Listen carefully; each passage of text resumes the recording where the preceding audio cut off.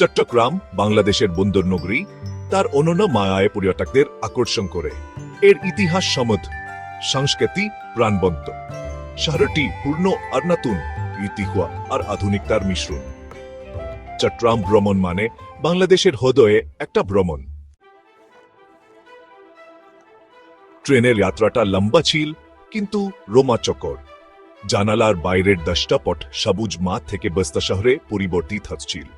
অবশেষে ট্রেন চট্টগ্রাম স্টেশনে এসে থামল। আমি নেমে পড়লাম, উত্তেজনায় ভরা।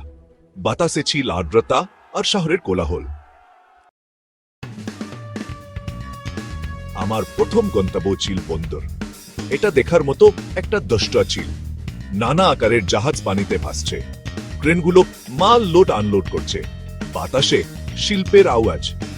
এটা চট্টগ্রামের বাণিজ্যিক কেন্দ্র হিসেবে গুরুত্বের কথা মনে করিয়ে দিল। চট্টগ্রাম ইতিহাসে ওর একটা শহর। আমি নৃতাত্ত্বিক জাদুঘর পরিদর্শন করলাম। এটি বাংলাদেশের বিভিন্ন সংস্কৃতি প্রদর্শন করে। প্রদর্শনীগুলো ছিল চমৎকার। আমি চট্টগ্রামের বিভিন্ন জাতিগোষ্ঠী সম্পর্কে জানতে পারলাম।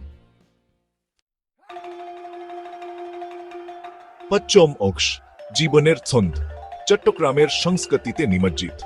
আমি ব্যস্ত বাজারগুলোতে ঘুরে বেড়ালাম। দশা, শব্দ এবং গন্ধগুলো ছিল অসাধারণ।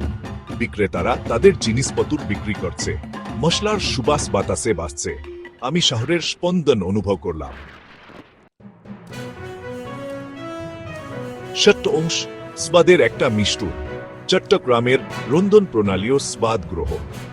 খাবার চট্টগ্রামের সংস্কৃতির একটা অবিচ্ছেদ্য অংশ। আমি ছোট ছোট খাবারের দোকানে স্থানীয় খাবারের স্বাদ নিলাম। মেজবানি গরুর মাংস ছিল নরম এবং সুস্বাদু। সামুদ্রিক খাবার ছিল তাজা এবং সুস্বাদু। প্রতিটি কামড় ছিল স্বাদের একটা বিস্ফোরণ। সপ্তম অংশ, মানুষের সাথে দেখা চট্টগ্রামের আতিথেয়তার উষ্ণতা।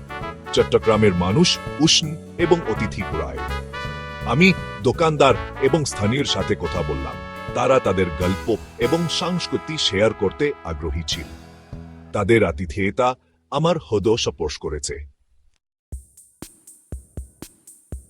অষ্টম অংশ, শহরের সীমানার বাইরে। চট্টগ্রামের প্রাকৃতিক সৌন্দর্যের আবিষ্কার। চট্টগ্রাম ভ্রমণ এর প্রাকৃতিক সৌন্দর্য অনুভব না করে অসম্পূর্ণ। আমি পতেঙ্গা সমুদ্র সৈকতে একদিনের ভ্রমণে গিয়েছিলাম। বালি ছিল সোনালী, পানি ছিল স্বচ্ছ নীল, সূর্যাস্ত ছিল অসাধারণ। নবম অংশ, বিদায়া। চট্টগ্রাম স্মৃতিতে আঁকা একটা ভ্রমণ। চট্টগ্রাম ভ্রমণ ছিল একটা অবিস্মরণীয় অভিজ্ঞতা। শহরটি আমার হৃদয়ে একটা অম্লান ছাপ রেখে গেছে। এর ইতিহাস, সংস্কৃতি এবং মানুষ আমাকে মুগ্ধ করেছে।